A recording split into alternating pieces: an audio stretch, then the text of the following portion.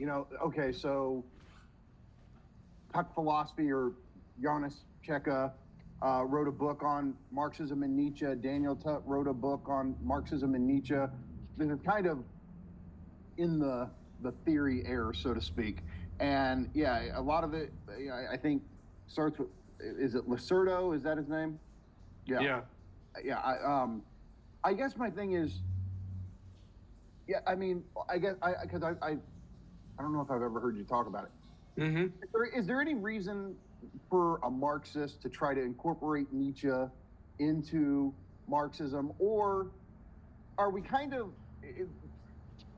doing like a kind of philosophical stretch to even make Nietzsche, like you were kind of alluding to, like a serious systematic political thinker? I mean, like Deleuze tried to make him a serious systematic metaphysician. Right. You could argue that's more Deleuze than Hmm. Nietzsche himself. But yeah, I guess I'm curious about how you, as a Marxist, think about Nietzsche, whether or not he's a systematic thinker or not, and whether or not Marxism needs some sort of Nietzschean supplement at all. Right. So, it's very parallel to the question of like Freud and Marx, like Freudo-Marxism, like that kind of whole conception. Because I don't think that a good way of understanding it is like a Freudian supplement of Marx.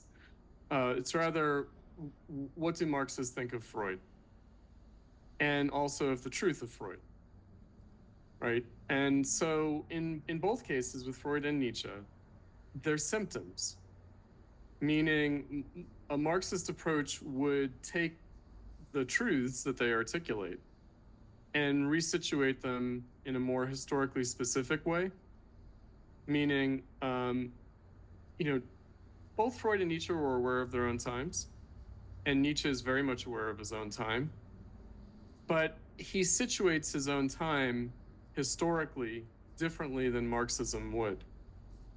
Right. And actually that's part of like the late Lukács in The Destruction of Reason. Lasordo, right, they tie Nietzsche to the epoch of imperialism, to the late 19th century, kind of second industrial revolution moment, a kind of late colonial moment, like scramble for Africa moment, but really German unification moment, Franco-Prussian War, right, this kind of thing. So, the Prussian Empire. Now, starting there, we could just say Nietzsche is horrified by the Franco-Prussian War and by the German victory and by the German triumphalism. And really, he's very critical of like German nationalism per se. And, he's proud to consider himself a mongrel. He's proud of his Polish heritage. He's very critical of the anti Semitism that isn't just traditional anti-Semitism, but a kind of modern anti-Semitism of his time that you see in Germany around German nationalism. And but he's also critical of the socialist movement throughout the 19th century, but also specifically in his time. And he's not really aware of Marx. He is aware of Lassalle, and he's aware of the anarchists. He's very much aware of Proudhon and Bakunin. But, Marx and Engels are not really that important at that time. So we don't have any like dialogue between Nietzsche and Marx or Marxism. So, okay, so that much I would agree with the critics of Nietzsche on, that he is a creature of his time. But again, he's not, even though he was taken up, by his sister, first of all, and later by the Nazis, he was taken up in really contrary to the spirit of his own work. He was taken up to be some kind of advocate of German nationalism and later even of Nazism. And Nietzsche, we have to remember, by the way, also Hegel are blamed not only for Nazism, they are, which seems like a big stretch with the case of Hegel, but German militarism in World War One. Right. So the British, the French, the Americans, they're like, yeah, these Germans, they've got these philosophers, they've got Hegel, they've got Nietzsche. They're nationalist, militarist people, the Germans, and look at their philosophers. Now, I don't think so. So I think Nietzsche in his own time is more of a distressed liberal. Again, from a Stalinist perspective, distressed liberalism can also be, colonialist, imperialist, etc. It can, of course. But I see him as a critic, Nietzsche, of liberalism and of socialism and of the affinities of the two.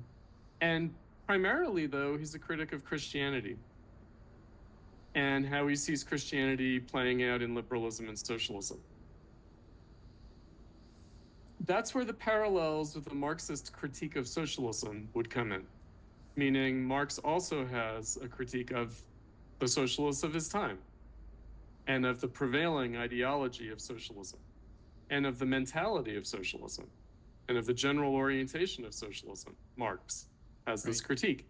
And there are important parallels there between Marx and Nietzsche. But again, Nietzsche is not, he's giving us this bizarre last man, overman kind of prognosis on the future. And he's kind of predicting like a catastrophic 20th century that he wants to see as some kind of massive emancipation, potentially, even though it might be the exact opposite of that. And so, it's a little uncanny, we might say. Like, is he predicting socialist revolution, and is he calling that the last man? And is the revolution the overman that he's calling for? Is that like fascism? Right? This is the dominant interpretation. I don't think it's correct. And I don't think you need to be a Marxist to know that it's not correct. So I'm like a kind of a Walter Kaufmann reader of Nietzsche. I'll just say that. I find Kaufmann's interpretation of Nietzsche very compelling. And his paralleling of Nietzsche and Hegel, I find that very compelling. And also I'm a student of Robert Pippin, so I will say also Pippin brings out the liberal and the dialectical character of Nietzsche in a way, it's a kind of Hegelian appropriation of Nietzsche. So the real issue is, what would a Marxist appropriation of Nietzsche amount to? It would be very similar to Freud in the sense that it's descriptive. Meaning Freud does describe the psychology of capitalism at a certain stage, right? And then there's the question of what comes in the 20th century. And Nietzsche also, in a very different way, because it's philosophical, it's not clinical and psychological, although Nietzsche called himself a psychologist. And Freud even said that he had read Nietzsche, but then he hadn't read him in a long time, and then he was embarrassed to learn, going back to Nietzsche, how many parallels there were between his thought and Nietzsche's thought, right? But I do think it comes from someplace else. I don't think that Freud was just an unconscious Nietzschean. I think that I take his clinical interpretations seriously and his clinical theory seriously, but at a philosophical level. Now, again, Heidegger is a kind of Nietzschean, Max Weber is a Nietzschean, but they're peculiar kind of Nietzscheans. Foucault is a Nietzschean. If you read his essay on Nietzsche, Genealogy, History, it's really fascinating. He's like, Nietzsche's right, except for the freedom part. So that gets me to maybe my other point, which is that I consider Nietzsche a philosopher of freedom. And I do think freedom is the missing piece with respect to the left and socialism. I think that freedom drops out, especially in the Cold War context. And up till now, freedom is seen as kind of bourgeois ideology.